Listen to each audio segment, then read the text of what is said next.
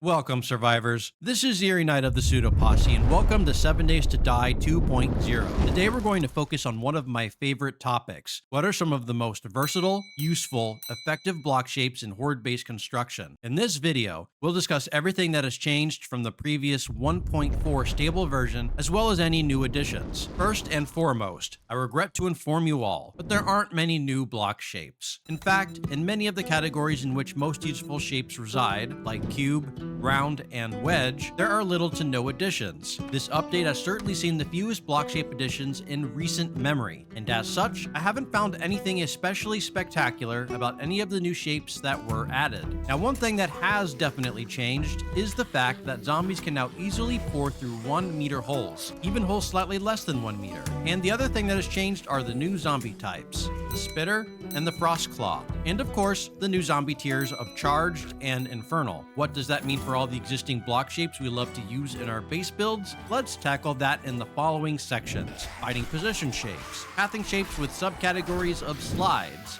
gaps, and miscellaneous.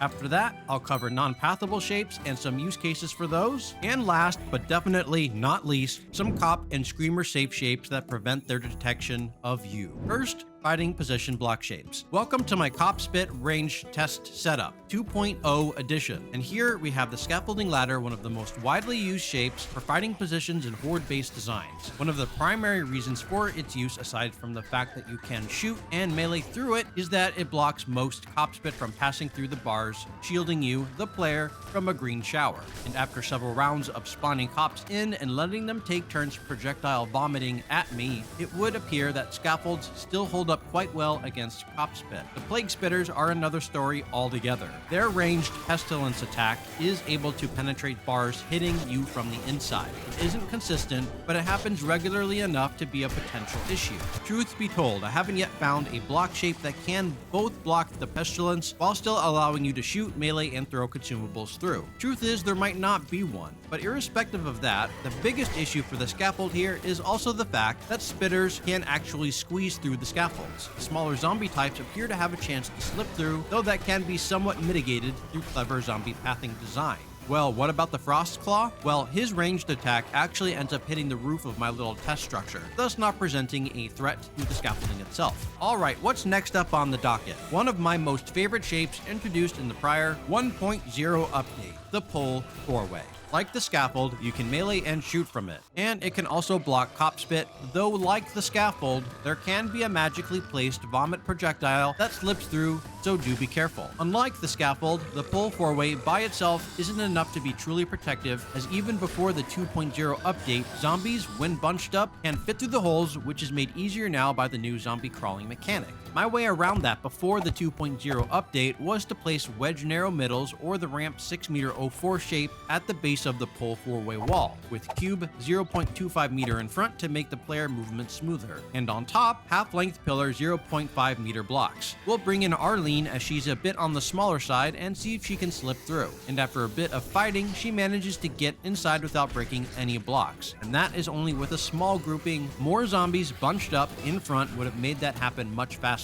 After a bit of testing, I found something that works quite well: the ramp 6 meter 05 shape on top with the ramp 6 meter 04 shape on the bottom as before. This seems to hold up pretty well even when a Pull 4-Way block is destroyed, buying you some valuable time for repairs. As for the Plague Spitter, pestilence seems to be a worse problem for the Pull 4-Way than for the scaffolding ladder, with more of them getting inside to be a nuisance. However, unlike the scaffold, they themselves are not able to squeeze inside, protecting you from that threat. That sums up the shapes I like to use as a melee shooting fighting position. Other shapes are viable in one way or another, but they all may not tick off all the boxes, namely, can easily melee or shoot through it, protects against oncoming projectiles, and prevents zombies from squeezing through. And more likely than not, you'll require additional shapes and modifications to make your fighting position zombie-proof, as was the case with the Pull 4-Way. On to the pathing shapes. Welcome to my 2.0 experimental setup for testing the zombie AI pathing. Sometimes things can get a little crazy around here, but not to worry. I'll help you all navigate the waters of zombie AI. die. As promised, I'll break down the pathing shapes into subcategories, starting with the slides. And for several alphas, the wedge narrow shapes have been a staple on this channel, and returning viewers will be all too familiar with them. Construction is easy. Wedge narrow middles at the bottom, wedge narrow low shapes in the middle at the level of the zombie path, and a minimum of 2 cube 0.25 meter shapes stacked on top.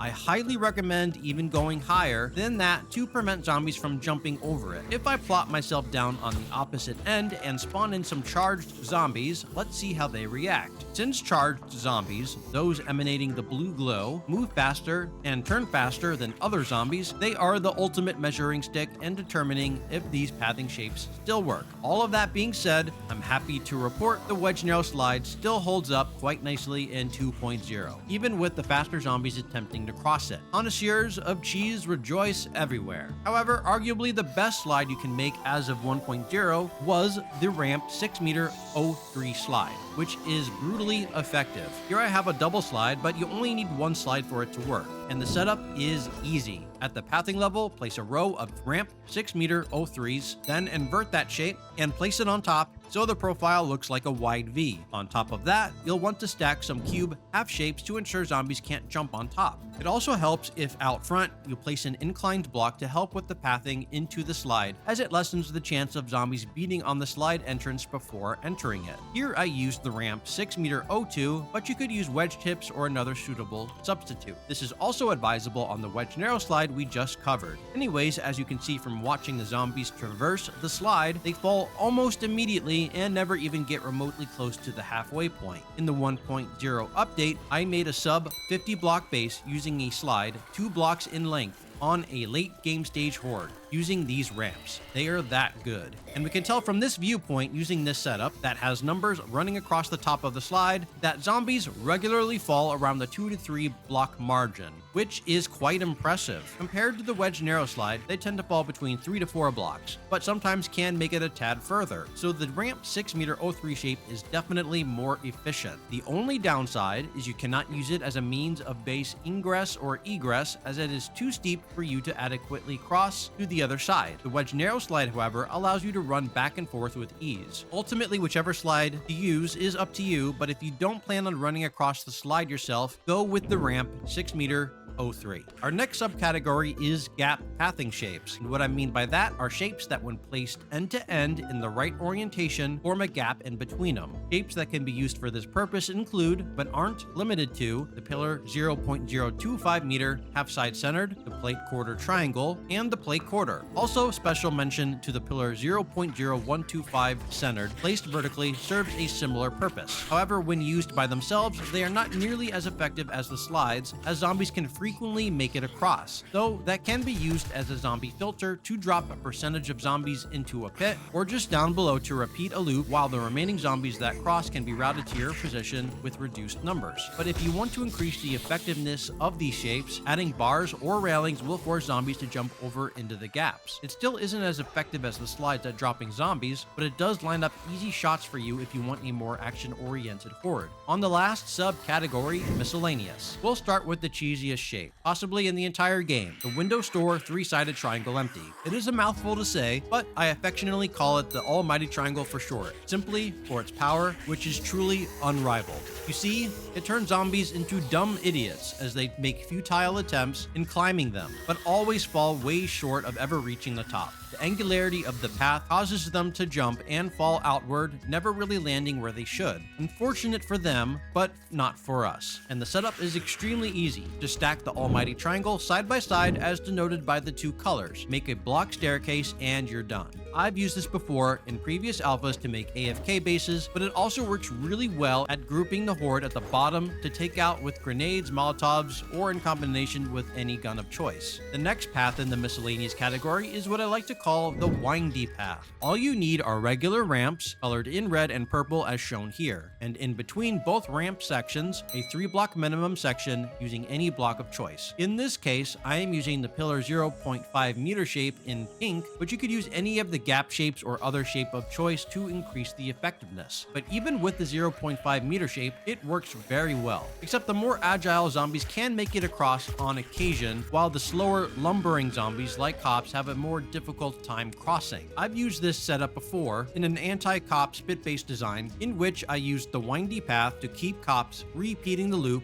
while allowing other zombies to reach my fighting position out of line of sight from the cops running the aforementioned loop. Next up is the pull four-way again, which has the special distinction of being a good fighting position block and a pathing block. One reason I like the shape is that it isn't as cheesy as some of the other options and provides great utility. By placing ramp 8 meter 04 shapes along the edges and capping off the roof, you can force zombies directly over the holes formed by the pull four-way. Zombies will drop as the corridor builds up with the undead, but still allow zombies to reach the other side for some melee or shooting action. It acts as a filter as previously discussed with the gap blocks, preventing you from getting overwhelmed by dropping some of the zombies before they reach your position. However, once they do reach the end, if you don't kill them fast enough, they can actually start to overwhelm you. So to counteract that, remove the pull four-way immediately in front of the fighting position and replace with a gap shape like the pillar 0.025 meter half side centered, and remove the ramp blocks on either side. This will allow zombies to fall out either side or down below to keep the flow of zombies moving and not bunching up. Ladders can also be used in a great zombie pathing loop design. Simply build your ladder up and top it off with some railing diagonal and something like the scaffold on top to prevent zombies from jumping over. Then zombies will simply climb and fall and repeat over and over and over again. You can replace the railing diagonal with just scaffolding or any block really, but if not properly blocked from the top, zombies can and will spill over.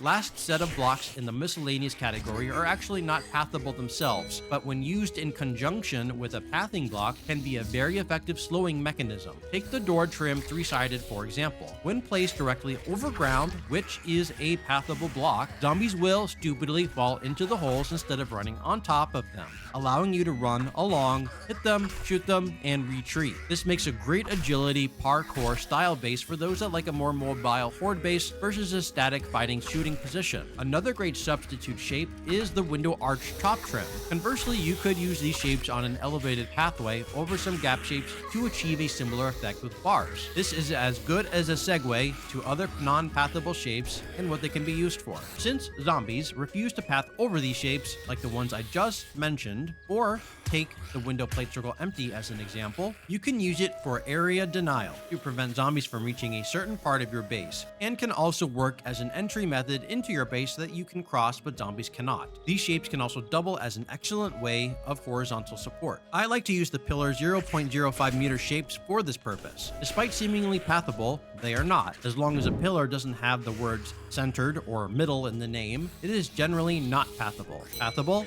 Not pathable. Pathable?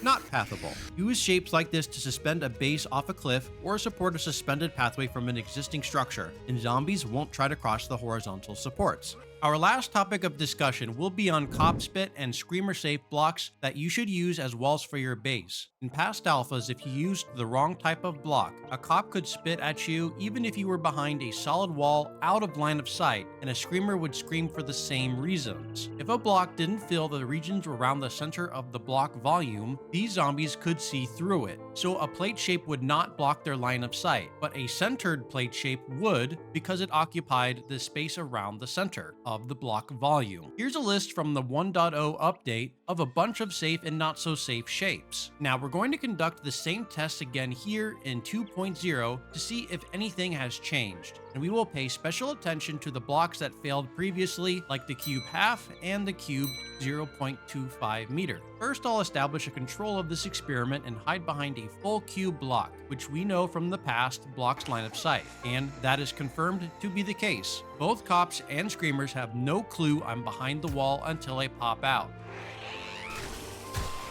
Once we get to the cube half, we spawn some more cops and screamers, and interestingly, they do not notice me. This is looking quite promising. I repeated the experiment with the cube 0.25 meter block shape and produced the same exact result. They were oblivious to my presence. And here is the truest test. The sheet, the thinnest cube block available. Okay, moment of truth. Oh my god.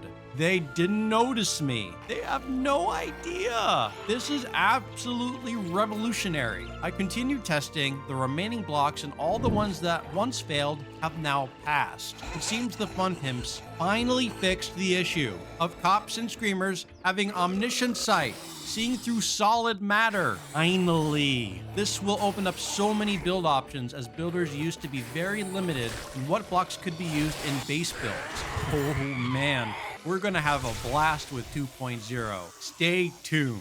Well, I hope you all found something useful from the video. Please give the video a like if you got something useful from it, or just as a general way to support the channel, as the YouTube algorithm loves them likes. I've got lots of content planned in the coming weeks. More testing, more base building. So don't forget to subscribe and tap the bell for notifications, as you won't want to miss out on all of your base building needs. Before I head on out, I'd like to extend a special shout out on behalf of me and Taco to thank you all so much for your generosity and support of our channel. On that note, this is Eerie Knight signing off. See you all in the next one.